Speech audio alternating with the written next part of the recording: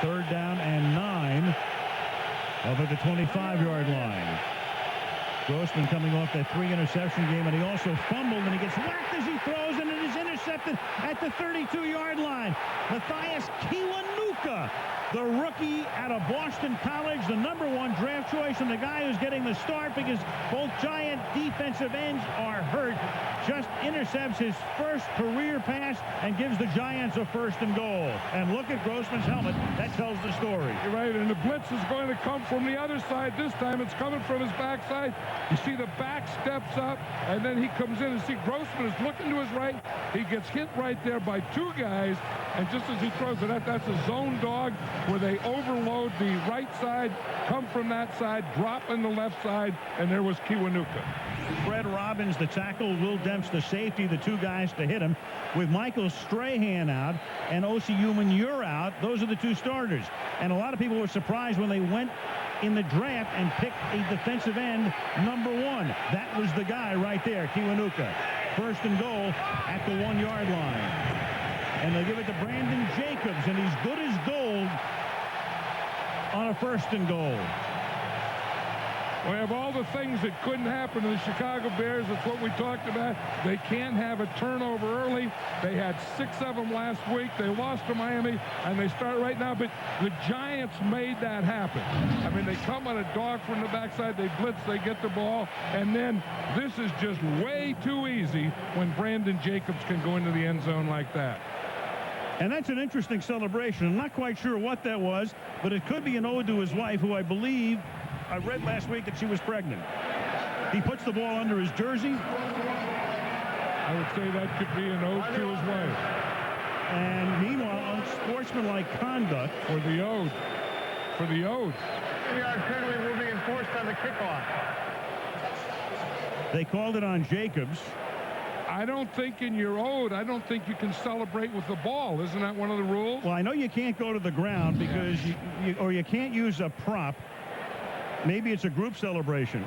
Well, I assume that was the ode right there. Yeah. Then you've got the group celebration, and that's probably the reason for the unsportsmanlike conduct.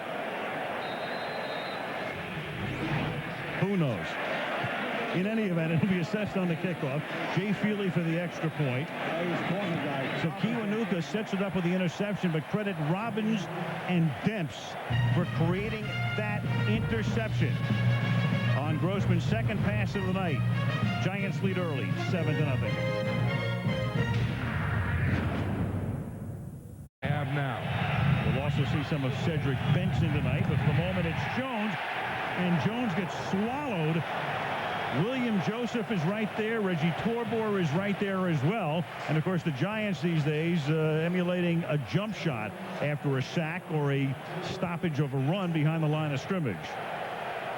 Yeah, William Joseph is a tackle, and because of the injuries, he's playing defensive end, and you see him right here. He just takes a hard inside. No one blocks him, and, of course, that gets the penetration, and that's always going to stop the run. 3rd down and 5 now at the 35. Grossman, and they're saying 2 to 4 weeks at the moment. Kickoff fielded 5-yard line by Rasheed Davis. And Davis gets popped by Jay Feely's right in the middle of the action. The kicker sticking his nose in there to help in on the tackle. Now, you don't hear that a lot.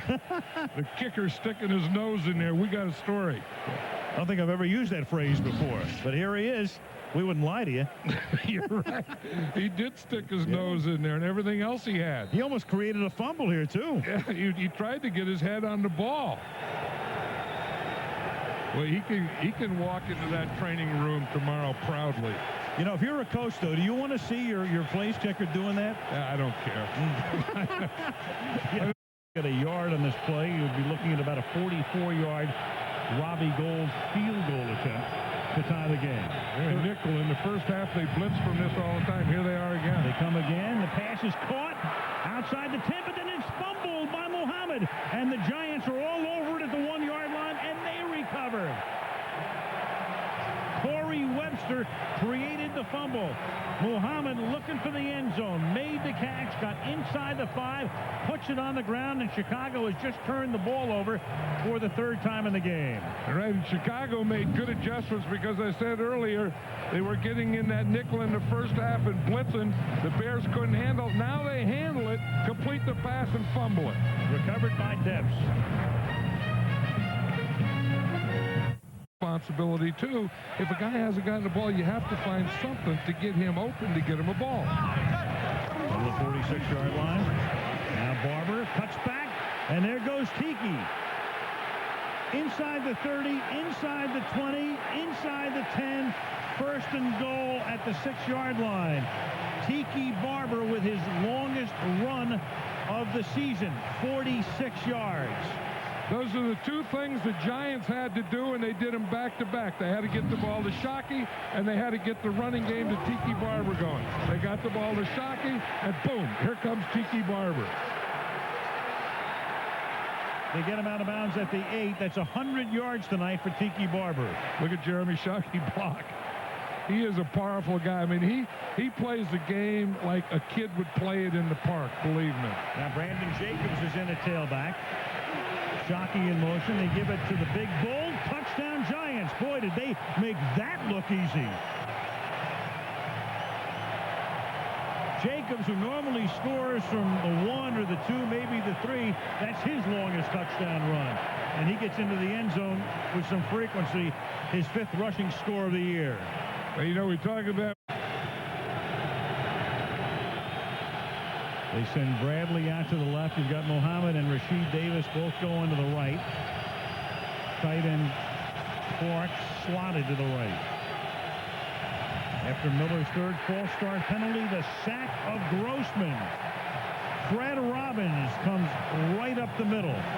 Yeah, that was runaway tank. I was going to say that was the same thing they did in the first half. What they did is they got in nickel and they blitzed the safety. They brought the safety from that weak side, and then you're going to see Robbins go over Brown. But see, here comes the safety back here, and here comes Robbins straight up the middle. As they start to slide out, that let him get to the outside and been in a lot better field goal position than they are now. In fact, it's going to be a 52-yard attempt into the notorious swirling winds of Giant Stadium. If he misses it, the Bears will get the ball at their own 42. Eagles to put it down. Feely's kick. Pressure kick. Not even close. And now Hester, after hesitating, he's going to run it out. And Hester is going to run it out past the 40 into Giants territory. He is going to go all the way. Touchdown Chicago, and no flags. But now there is a flag all the way across the field at the 50-yard line.